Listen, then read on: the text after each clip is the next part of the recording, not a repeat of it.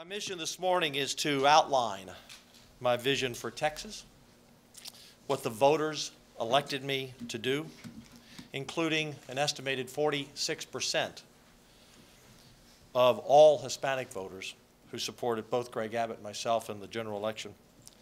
My message was very clear and consistent through the primaries, the runoff, and the general election of the issues that I would address if I were elected lieutenant governor. As you know, we received nearly 58% of the vote statewide in the general, and the point is that it's clear that the people of Texas know what they want the legislature to do, the issues they care about. I saw a poll just this week. Border security is still #1 among independents, Republicans, and Democrats. The people of Texas want us to address border security. They want a reduction of taxes on homes and businesses. They want to focus on the quality and reform in education, focus on transportation, family life issues, and Second Amendment issues. I've committed to delivering what the people of Texas have asked us to accomplish. However, as a former senator, and proud to be a former senator, I understand more than most very clearly and respect the fact that it's the senators who are going to achieve these goals and get the credit, as they should. I'm committed to delivering on what the people of Texas have asked us to accomplish, and I have faith in the bright men and women in the Texas Senate to accomplish these goals. By the end of the session, the senators will shape the specific public policy to achieve the goals that Texans want, that I want, and I believe the majority of the Texas senators want. Now, I know some of you are going to want more specifics today, but the details will be worked out over the next 145 days or so. That's the purpose of a session. It's the prerogative of the members to write the bills and pass the bills. There'll be many approaches to accomplish the goals that I'm going to address here in a moment, and the members, I'm confident, will come together and find the right solutions. I'm counting on the Republicans to lead, and I hope the Democrats will join us in addressing the issues that many of their constituents feel strongly about, as evidenced by the election. Most of the issues I'm going to highlight here should be, and I believe are, bipartisan issues. My job as lieutenant governor is to help guide and help assist the senators. It's the Texas Senate, and I respect the senators. And I want to make that very clear. They will be shaping the legislation to accomplish what the people have given us a clear mandate to do. This is not a complete list of all we hope to do, but it's a good start of many of the issues that we've talked about. And I've already seen many bills already in the hopper, that a lot of good ideas that we won't be talking about here, but will at a future date. Let's start with the budget. The people want us to pass a conservative budget that includes significant funding for property tax and business tax cuts, and we will accomplish that. Pass legislation to limit, which has been my longtime goal. I've passed, or filed legislation anyway, it hasn't passed, to limit spending in our budget to no more than population and inflation. But we also have to define what that is, because it means many things to many people. We will have in our budget additional funding for women's health. On border security, the plan is to increase funding for border security that will continue to fund the increase of DPS personnel on the border and keep the National Guard funded for an additional 2 years, or as long as needed until DPS is able to build up their force. And I will also support the immediate funding of keeping the Guard on the border from March through August. As you know, recently, funding was cut for the Guard this spring, that will take effect this spring. We should not have a gap between March and August. And we should not be pulling back forces now when the Guard and the DPS working together with Border Patrol and local law enforcement is working. It's really working. We're going to fund border security at the highest level we've ever funded it in a budget in the history of Texas. Property taxes, business taxes. Once again, we're going to pass a budget with significant dollars allocated for property and business tax relief. There are many ideas, from increasing the homestead exemption to cutting the appraisal rate to adjusting the rollback rate, which in many ways accomplishes the goal of giving local authorities still the ability to raise funds with a vote of the people for programs they believe they need, but also control the growth of the increase in taxes. Because what we must do as a legislature is not only give tax relief now, but we have to slow down the value growth, which just eats away any tax relief that we give people in just a few short years. On the business taxes, we can cut the rate for the business tax, increase the minimum floor, which is now at $1 million. We can reduce the inventory tax, business property taxes. There are a lot of approaches. I'm open, as I said at the beginning. The senators will write this policy. They will come together. They will find support for the legislation that will address these issues. And I will be there to help. As a former education chair, you know that I have a passion for education. Once again, I believe that we should have school choice for every child in Texas, not just the wealthy who can send their children to private school, and not just those who have the mobility to move to the suburbs, but for parents in the inner cities that are trapped, or their children are trapped in failing schools. It is their right to have those same opportunities. I want to expand our accountability program to expand the rating from school districts. Last session we passed a bill that we will now rate school districts A through F. I want to expand that to the campus level, because parents have a right to know how their individual school is performing.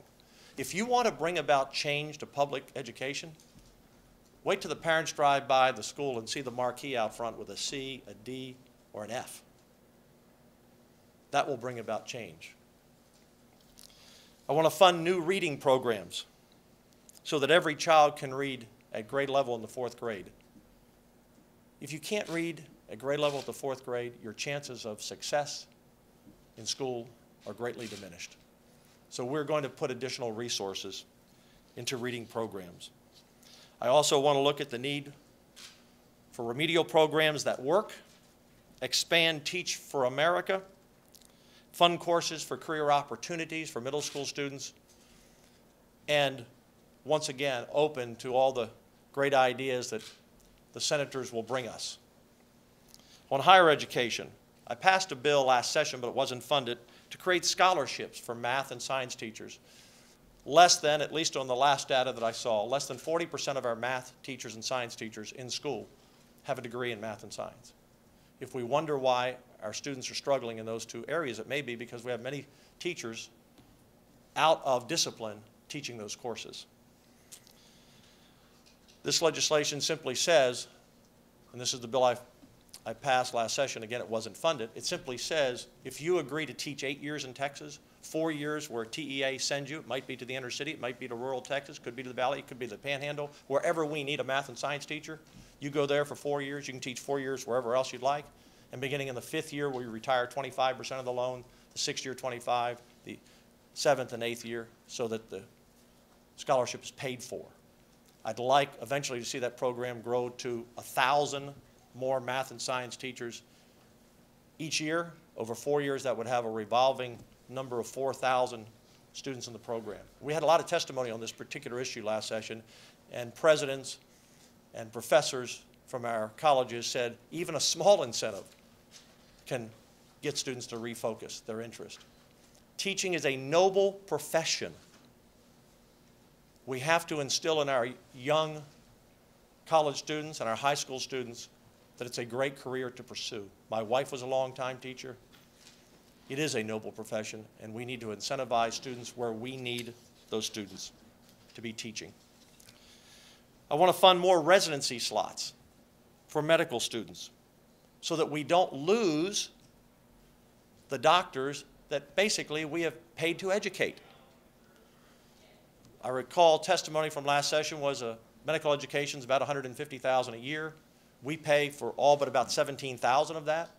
And then we don't have the residency slots where they can go train so they go out of state, and where they do their residency is likely where they end up living and practicing. We should not be spending our taxpayer dollars to educate doctors for other states. And so we need to increase the residency slots because there's a federal limit on some. Some medical schools and hospitals and businesses will pay for other slots, but we're going to fund additional slots. The goal is to be at a 1-to-1 ratio, so for every medical student you have in school, we have a 1-to-1 ratio plus a little bit for those slots. And let's talk about college tuition. Since we deregulated tuition over a decade ago, it simply has been a failure. Tuition has skyrocketed, and quickly, middle-class families can't even afford to send their child to school. Too many students are graduating with too much debt. They get out of school, their debt's higher than they can even earn in their first job. We have to reduce the burden on families and students. Colleges and universities need to know that the cost of college tuition is of great concern to me, to many members in the Senate. We're going to address this issue, and they need to address this issue. We need to work as partners with them. But let's be very clear. The cost of college tuition must come down. An educated workforce is the key to the future of Texas, and the future of those individuals and the future of those families. Not only do you need a high school degree at minimum and something afterwards, either a work certificate or a 2-year degree or a 4-year degree, but if we don't have an educated workforce for the future, then the future for Texas is bleak. And that's why I'm so passionate about education all the way from K through 16. Transportation. It's time to end the diversion of the gas tax. And our budget will do that. With the exception of the dollars that go to education from the gas tax through the Constitution, we will end the diversion of the other dollars, and that will put about $600 million more a year to roads. The diversion will decrease DPS funding, but we're going to replace that funding. So DPS will be made whole, and the gas tax money will go where it was always supposed to go. Also, I support, and I believe a number of senators support, legislation that will transfer some of the existing, not new, existing sales tax that you pay on cars and trucks, so that over time we can begin moving some of that money to pay for the roads those cars and trucks drive on. That tax generates billions of dollars a year. And I want to make Texas #1 for natural gas vehicles. Expand the market, beginning with government vehicles, from state government vehicles down to school buses. UPS is already on a program, for example, in the private sector, as other companies, to not retrofit, but replace, through attrition, their vehicles with natural gas vehicles.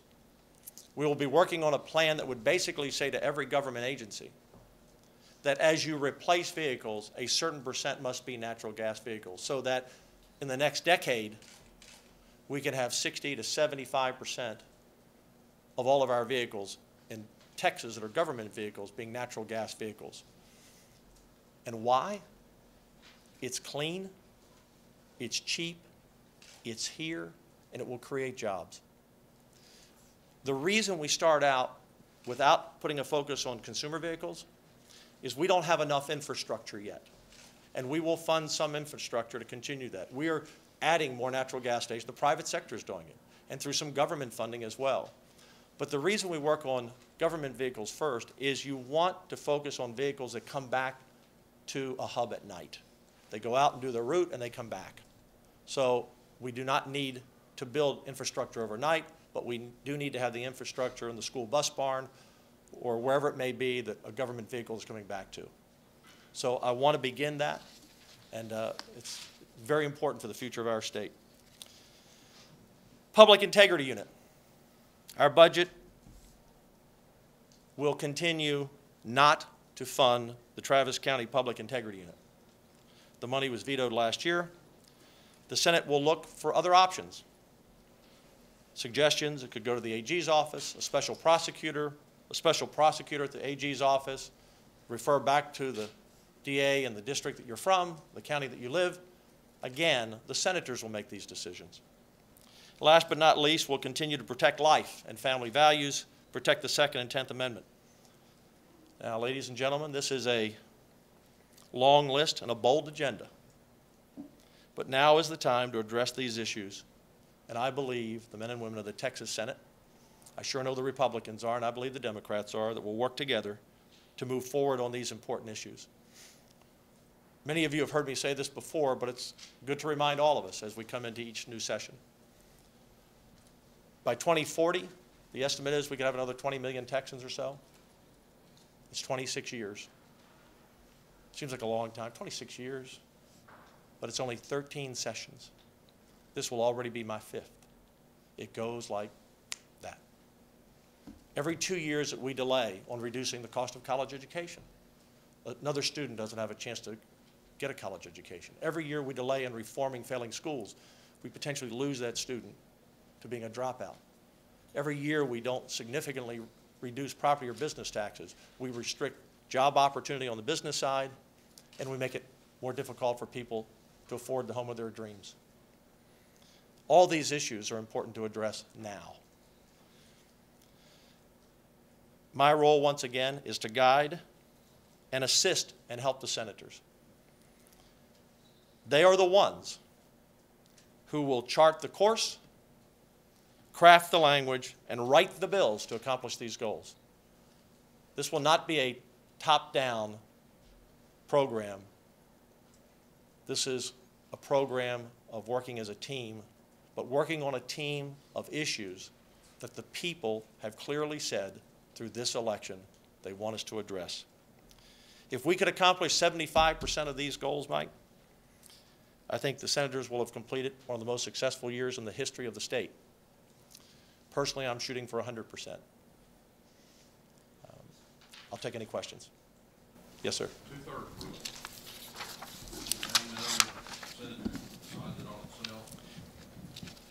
Like everything I talked about today, it's the prerogative of the Senate.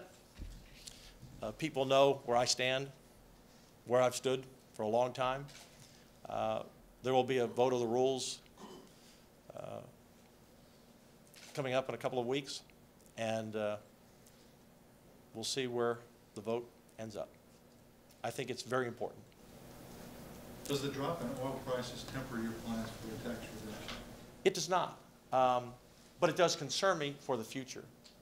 And Terry, what's interesting is whenever we have a slide in the economy, for whatever reason, and when oil prices are down, sales tax collections are down, so there will be some impact. How long that will last, I've asked a lot of friends in the oil and gas industry. You know, it's anybody's best guess. If you'd had asked a year ago, would we be here today, many would not have predicted this. However, whenever we have a fallback in the economy and revenues, we always hear about, well, we have to protect this program or that program, or what are we going to do? I say we have to protect the people first. The best way in a downturn to keep your economy rolling is to put more money in the people's pockets. And so could it have some effect? Yeah, it could have some effect. But all of these issues, I believe we can accomplish in a significant way. But it is a concern as we move forward, and we'll know a lot more next week when we get the controller's number. We'll know a lot more in March and May when we see what the price of oil is at that given time, and we will adjust. But we're not going to cut back on doing what the people want us to do because they've heard that too much. Well, we were going to do this, but times just were a little too tough. Or we were going to do it and we had a surplus and we found something else better to do. And the parents with the kids who can't afford college or have a loan that's too big, the people who live in a house that can't afford their property taxes, the businesses that are struggling to create jobs because of the business tax or other inventory taxes, they're saying, how about us? Well, this is going to be a how about them session. Heather, you mentioned natural gas as a concern. Yes. Or as a priority of yours. How do you feel about efforts to cut back on fracking, which a number of communities are showing in this? I believe in protecting the oil and gas industry. I have not seen any evidence to the contrary, and I was disappointed with the results of that one election. If there are issues to address, then they need to be addressed, and the oil and gas industry, I believe, will do so. But make no mistake, the oil and gas industry, while we are a very diversified economy, is very important to our state. Time for one more. Yeah, in-state tuition for illegals. Your campaign said that you were the only candidate to oppose it. You didn't list them on your goals. I will totally support senators who want to end in-state tuition. In the polling that I referenced at the beginning, it is still people in the state of Texas, over 70% of voters across the board, think it's unfair. And I have great understanding of those and respect for those who see it differently.